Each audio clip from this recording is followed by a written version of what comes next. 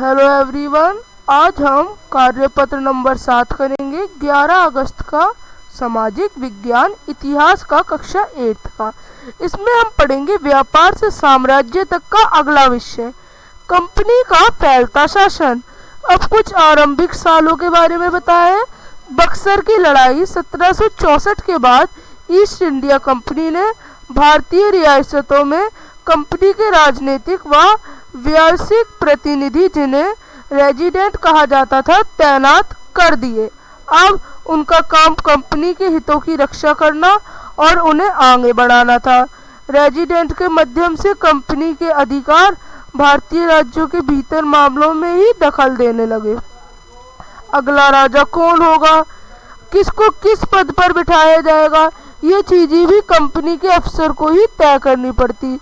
कई बार कंपनियों की रियायतों पर सहायक संधि भी थोप दी जाती। जो रियासत इस बंदोबस्त को मान लेती थी, उसे अपनी स्वतंत्र सेनाएं रखने का अधिकार नहीं रहता। उसे कंपनी की तरफ से सुरक्षा मिलती और इस सहायक सेना के रख रखाव के लिए भारतीय शासक कंपनी को रकम देते। अगर भारतीय शासक रकम अदा करने में चूक जाते तो जुर्माने के तौर पर उनका इलाका कंपनी अपने कब्जे में कर लेती थी। अब उदाहरण के लिए रिचर्ड वेलजरी गवर्नर जनरल थे और उस समय अवध के नवाब को 1801 में अपना आधा इलाका कंपनी को सौंपने के लिए इन्होंने मजबूर किया था, क्योंकि वो सहायक सेना के लिए रकम अदा करने में चूक गए थे। इसके आधार पर हैदराबाद के भी कई इलाके छीने गए थे। अब सीधी लड़ाई पर आ जाते हैं। आरंभिक वर्षों में शक्तियां अर्जित करने के बाद जब कंपनी को अपनी राजनीतिक और आर्थिक हितों पर खतरा दिखाई दिया, तो कंपनी ने प्रत्यक्ष सेना को टकराव का रास्ता भी अपनाया। इसमें हम दो उदाहरण पढ़ेंगे। पहले मैसूर की टीपू सुल्तान, हैदर अली 1761 से 1752 तक, और उसके विख्यात पुत्र टीपू सुल्तान 1752 से 1799 तक जैसे शक्तिशाली शासकों के नेतृत्व में मैसूर काफी ताकतवर था। मालाबार तट पर होने वाले लाभकारी व्यापार मैसूर रियासत के नियंत्रण में थे, जहां से कंपनी चंदन की लकड़ी, काली मिर्च और इलायचियां खरीदती। 1785 में टीपू सुल्तान ने अपनी रियासतों पर पड़ने वाले बंदरगाहों से कंपनी को चंदन की लकड़ियां, काली मिर्च और इलायची को ले जाने से रोक दिया। सुल्तान ने स्थानीय सौदागरों को भी कंपनी के साथ व्यापार करने से रोका। सुल्तान ने फ्रांसीसी व्यापारियों के साथ भी घनिष्ठ संबंध विकसित किए और उनकी मदद से अपनी सेना आधुनिकीकरण की। सुल्तान ने इन कदमों से अंग्रेज आग बबूला हो गए। मैसूर के साथ अंग्रेजों की 4 बार लड़ाई हुई, 1767 से लेकर 69 तक, 1780 से 1784 तक, 1790 से 1752 तक, और उसके बाद 1799 से जंग हुई। और 1799 पे श्रीरंगपट्टम की जंग में जो टीपू सुल्तान थे वो मारे गए और मैसूर का राजकाज पुराने वोडियर राजवंश के हाथों में सौंप दिया गया। इसके साथ ही मैसूर पर भी सहायक संधि तोप दी गई। अब मराठों की भी इसी तरह से कहानी थी। 18वीं सदी के आखिरी में कंपनी मराठों की ताकत को भी काबू और खत्म करने में सोच रही थी। 1761 में पानीपत की बड़ी लड़ाई हुई। तीसरी लड़ाई में हार के बाद दिल्ली से देश का शासन चलाने के मराठों का सपना चूर चूर हुआ। उन्हें कई बार बांट दिया गया और इन राज्यों का भागदौड़ सिंधिया, होलकर, गायकवाड़, भोसले जैसे अलग अलग राजवंश बन गए। ये सारे सरदार एक पेशवा सर्वोच्च मंत्री के अंतर्गत एक राज्य मंडल कॉन्फेडरेसी के सदस्य थे। पेशवा इस राज्य मंडल को सैनिक और प्रशासकीय प्रमुख होता था और पूर्व में रहता था।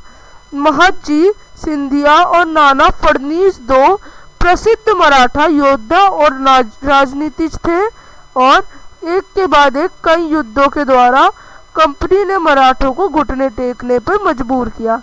पहला युद्ध 1782 में सालबाई संधि के समय हुआ और साथ में ख़त्म भी हुआ। दूसरा अंग्रेज मराठा युद्ध 1803 से 1805 के बीच हुआ और कई मार्चों में लड़ा गया। इसका नतीजा ये हुआ कि उड़ीसा और यमुना के उत्तर में स्थित आगरा और दिल्ली सहित कई भूभाग अंग्रेजों के कब्जे में हुए। अतः 1817 से 1819 के तीसरे अंग्रेज मराठा युद्ध में मराठाओं की ताकत को पूरी तरह कुचल दिया गया। पेशवा को पुणे से हटाकर कानपुर के पास बिठूर में पेंशन कर भेज दिया गया। अब विंध्य से दक्षिण में स्थित पूरे भूभाग पर कंपनी नियंत्रण कर चुकी थी। अब प्रश्न, ईस्ट इंडिया कंपनी ने सहायक संधि के द्वारा भारतीय रियासतों पर किस प्रकार कब्जा किया? इस गठबंधन की शर्तों के अनुसार भारतीय शासकों को अपने स्वतंत्र संघर्ष बल पर रखने की अनुमति नहीं थी। उन्हें कंपनी द्वारा संरक्षित किया जाना था, लेकिन इसके लिए शासकों को कंपनी को सहायक बलों के लिए भुगतान करना पड़ा। यदि भारतीय शासक भुगतान करने में असफल रहे तो उनके क्षेत्रों को उनका दंड स्वरूप छीन लिया जाएगा। उदाहरण है रिचर्ड वेल्लेस्ली, उस समय गवर्नर जनरल थे। तब अवध के नवाब ने 1801 में अपने आधे प्रांत को देना पड़ा जब वह भुगतान चुकाने में असमर्थ रहे।